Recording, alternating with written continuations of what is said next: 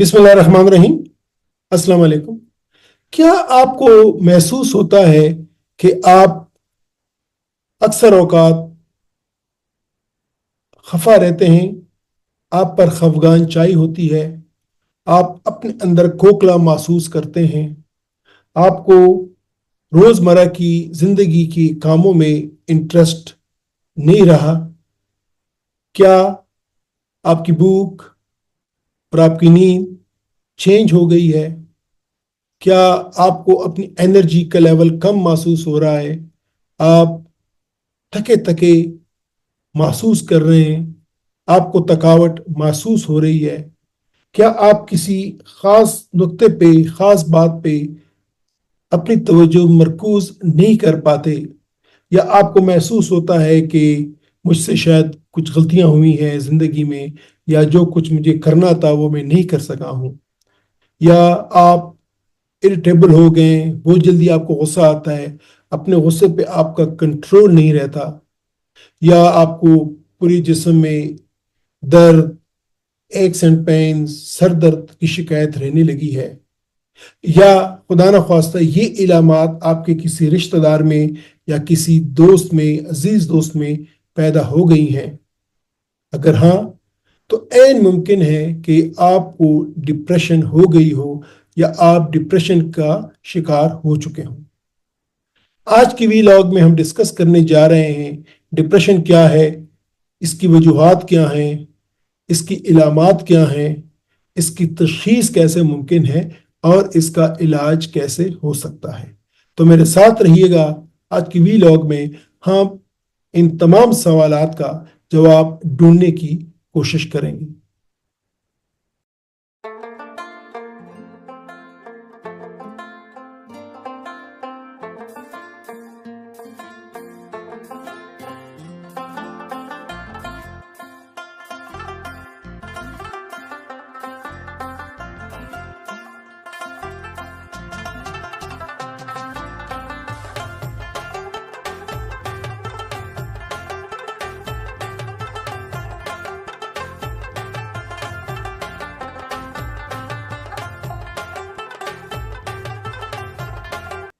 नाजरीन, जिस तरह के मैंने इंट्रो में कहा, आज हम डिस्कस करने वाले हैं डिप्रेशन को, और आज हम देखेंगे कि डिप्रेशन से मुराद क्या है, और इसकी इलामात क्या हैं, वजूहात क्या हैं, इसकी तशखीस कैसे मुमकिन है, और इसका इलाज कैसे हो सकता है।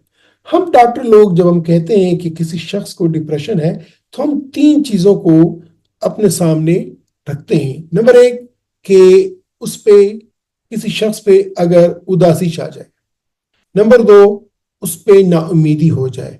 और नंबर तीन, उसको रोजमर्रा की जिंदगी में इंटरेस्ट ना रहे, और ये तीनों चीजें ये मुसलसल हो, नहीं कि सिर्फ 1 घंटे 2 घंटे चंद दिनों के लिए हो, ये मुसलसल हो, तो हम कहते हैं कि इस शख्स को डिप्रेशन है।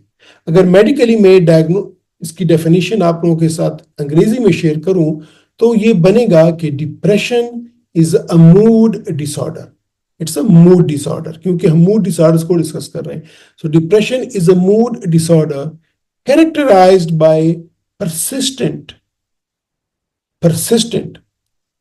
feelings of sadness, hopelessness and loss of interest in activities।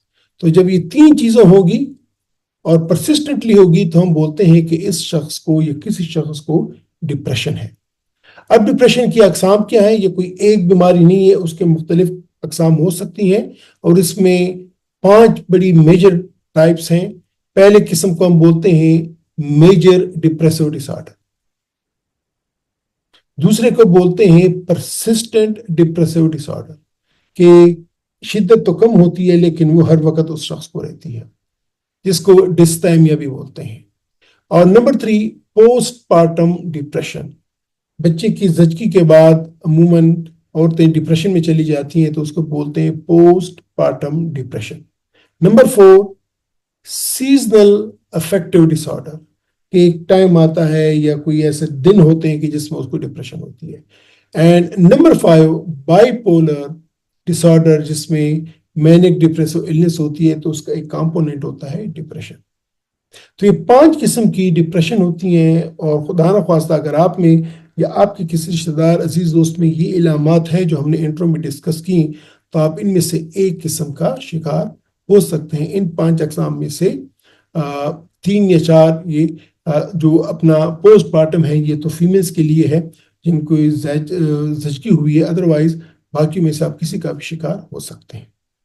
تو علامات وہی ہیں جو ہم نے ڈسکس کی کہ ایسا شخص جو ڈپریس ہوتا ہے اس پہ خفگان رہتی ہے، وہ اپنے آپ کو خالی خالی محسوس کرتا ہے، وہ اس کو روزمرہ کی زندگی میں کوئی خواہش، کوئی لیک آف انٹرسٹ ہوتا ہے، اس کی خوراک، اس کی ایپیٹائٹ، اس کی نیند وہ چینج ہو جاتی ہے، اس کی انرجی کم رہتی ہے، وہ فٹیگ محسوس کرتا ہے، وہ کانسنٹریٹ نہیں کر پاتا، ڈیفیکلٹی کانسنٹریٹنگ ہوتی ہے، وہ اس کو فیلنگ آف گلٹ ہوتی ہے، وہ ورتھ لیسنس کہ میرے تو کوئی قیمت ہی نہیں ہے، میں تو ایسی زندگی گزار رہا ہوں، اس کو یہ فیلنگ ہوتی ہے، اریٹیبل ہو جاتا ہے، ریسٹلیس رہتا ہے، اور فزیکل سمٹمز ہوتے ہیں جس طرح کے ہیڈ ایک اینڈ پینس۔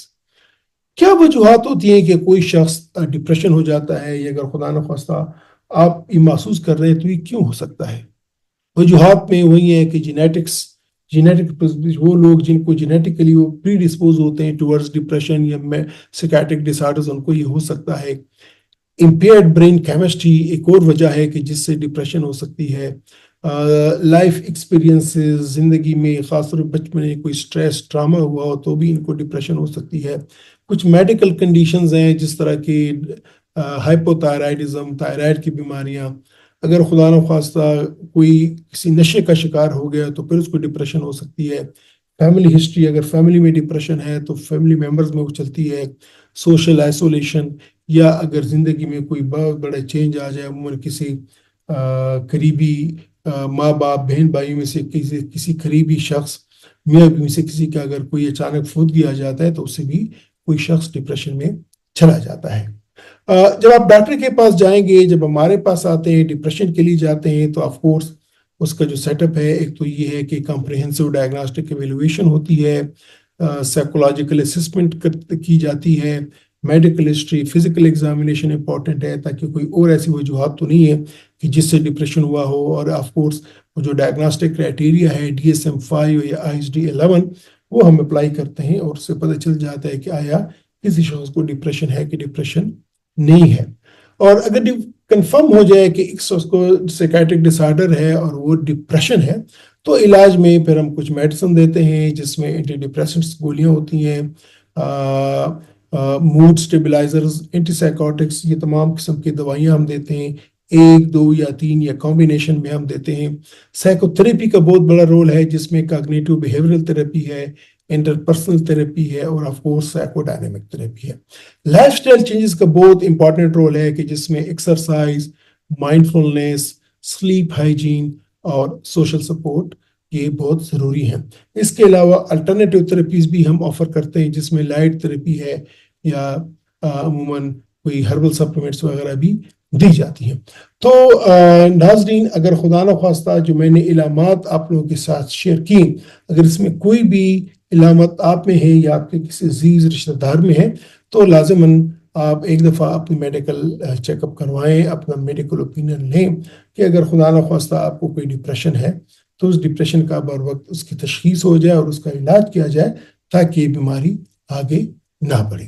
یہاں پہ میں اینڈ کروں گا، انشاءاللہ آنے والی بھی لاگ میں ہم ایک اور سائیکیاٹرک ڈس آرڈر پہ بات کریں گے اور دیکھیں گے کہ وہ کیا ہے اور اس کی کلینکل فیچرز کیسی ہیں اور اس کی تشخیص کیسے ہو سکتی ہے اور اس کا علاج کیسے ممکن ہے۔